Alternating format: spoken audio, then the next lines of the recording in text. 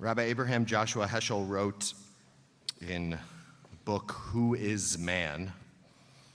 Really, who is human? But he wrote, Who is Man? The passage of being human leads through a maze. The dark and intricate maze we call the inner life of humanity. The maze must not be conceived as a structure, as a permanent setup. It is an exuberance that goes on frequently, defying pattern, rule, and form. The inner life is a state of constantly increasing, indefinitely spreading complexity. Left to themselves, humans in this maze of necessity go astray. They are in need of guidance at every step. I want to talk about this guidance in the context of both last week's Parsha, Shlakh-Lekha, and this week's Parsha, Shlakh. In last week's Parsha, the Israelites, after sitting at the bottom of the mountain for an entire year, are told they need to start journeying towards the land. They did not know at this point that their journey would be 39 more years. They thought that they would be heading straight there, and the journey, to be honest, wasn't that far. Moses did the smart thing. He turned to his father-in-law and said, look, you know this desert really well. You're a shepherd, definitely his father-in-law. You're a shepherd. Will you come with us? And his father said, I won't go. Rabbi Krinsky talked about that line in particular last week. And Moses says, don't leave us. You know how we can camp in the wilderness. You know where we should stop and how we should protect ourselves. V'hayita lanu le'enayim. You will be for us our eyes. And we don't know if he went or not. But I don't think he did, because the Torah comes in right afterwards and tells us how God responded to Moses asking his father-in-law to come with him. God says, oh, I see that the people is asking for a little bit of help in the desert. They don't know how to traverse this new terrain. And what God does is sends the Aron Habrit, Nosea lifnehem derech shloshat yamim, latur lahem menucha. God sends the Ark of the Covenant with the tablets 3 days ahead of the people to, as the Torah says, scout out a resting place for them. Without Yitro, or some proficient shepherd to help navigate the terrain of the desert in this journey. Remember, the Israelites have not been wandering at all. They've been sitting at the bottom of the mountain. They don't know much about the desert. Before they were at the mountain, where were they? Running away from Egypt, and before that they were in Egypt. They need to be led through the desert. God sends the ark ahead of them to find the resting place. I don't know how that worked. I don't imagine the ark had like arms and legs and it was like a cartoon, but it works for me to think of it that way. The Ark of the Covenant was meant to be a scout for the journey. But they needed one more kind of scout. That transitions us into this week's Parsha, Parshat Shlakh-Lekha, which Hannah taught us about, where we learn, Shlakh-Lekha anashim vayaturu et Eretz Canaan, asher ani noten lifnei Yisrael. God says to Moses, send men that they may scout out the land that I'm going to take you to. See how the people in it are. Are they strong or are they weak? Which is to say, not only did the Israelites not know how to live in the desert as wanderers, they didn't know how to live anywhere on their own, because they had never lived anywhere on their own. Where were they before they were in the desert? At the mountain. And where were they before that? In Egypt, for generations. This people was not capable of being without their scouts, either Yitro or the ark or the one sent into the land to tell them what it is they are to expect when they get there. One more connection, and this one is not novel in any means. Medieval Talmudic commentators made this a long time ago. What Hannah read Daber el b'nei Yisrael v'amarta alehem v'asu lahem tzitzit al kanfei v'digvehem. Speak to the Israelite people, instruct them to make for themselves fringes on the corners of their garments throughout the ages.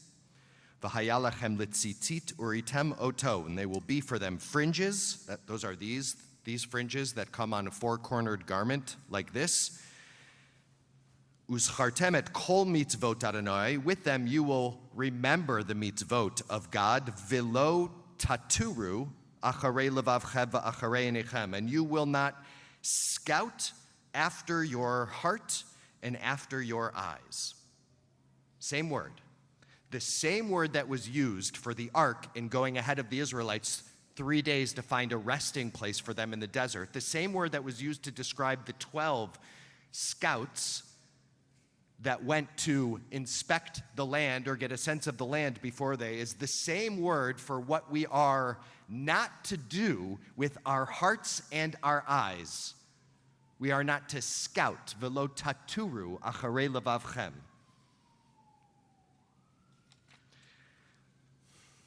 And what does this all mean? Okay, so the first thing I want to say is the mitzvah tzitzit is very unusual in the Torah. In fact, I'm pretty sure it's the only obligation that is just about us and nothing else. The person who has it, it's individual. It's not connected to the entire community. At the very least, it's the first one of its kind in the whole Torah. You could say, well, what about tefillin? That comes in, tefillin are the phylacteries, that comes in Deuteronomy. Or the mezuzah, Deuteronomy, but the mezuzah is really about the home. And tefillin is really about like the context of teaching. The idea of putting a mitzvah on our bodies in the Torah, there's no sense that that would have happened at Sinai. It would have been a Sinai mitzvah at all. What's happening here between all of this? Why are we all of a sudden laden with an individual mitzvah in the context of the others? So Moses says, look, God, I can't do this alone. God says, all right, look around. What do you got? He says, oh, I have Yitro. He says, I need your Yitro. Yitro says, I'm sorry, I can't go. God says, okay, here's an ark. Let the Torah lead you. It's actually quite beautiful. God continues to provide guidance to the Israelites, protection. God lights the path. But here's the problem with this equation. No matter how many scouts God gives us to get us to where we need to go, we all still have one fundamental challenge. What is that challenge? We're human. We're human. So the scouts come back. Do they help the situation?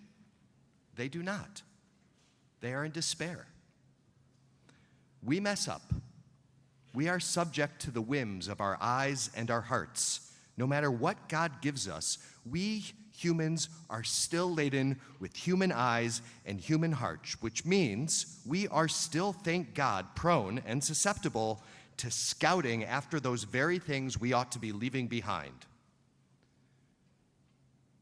The Israelites left Egypt behind, and they can't stop looking back to what was, even though what was awful. God does not want them to scout after their past, where their eyes and their hearts are going to instinctively lead them. God needs a reminder for each one of them to hold close what is ahead of them. And God recognizes, maybe for the first time in the Torah, that more is required, something personal, something individual. I'm with the community, God says, and this Rabbi Holtzblatt gave to me when I said, what does this all mean? In a text. I'm with each of you too, God said. Just look down, feel your fringes, follow them toward your destiny, follow them toward your beautiful human capacity, especially when you feel lost. The scouts, 10 of them, could only see Egypt, and honestly, I don't blame them. I probably would have been one of them, and you may have too. But the tzitzit, In the Torah, they are a reminder that this project, this removal of a people from Egypt and slavery towards a new start, it actually requires something a little bit different than chasing after the past. It requires chasing after a different future. It requires hope. Hope. A hope that's rooted in the necessary work of building something that sees every possibility for every single human being, every divine image. And hope is scary for those trying to suppress it. Hope is the only thing stronger than fear. I just quoted President Snow. Yep. Look, this election season that we're in, it already feels really dark. If you live near my mailbox, you know that it is more about attacking one another than vision, diminishing the other rather than nudging us toward light. And we are living, as Heschel said, as we have always been, in a maze. Such is the condition for which there is no escape. And when we are living in a maze, and it feels like fear is what is being handed to us on a platter each and every day, as if we should gobble it up and follow it through, God says, I am in relationship with you precisely because I know you have a heart that wants to look backwards when I need you to look forwards. Please follow vision. Please follow light. Hold on to your tzitzit. I'm close by. There is a way to move forward in this world. And even when we don't know what it is, it feels good to just know that something else might be possible. Shabbat shalom. Shabbat shalom.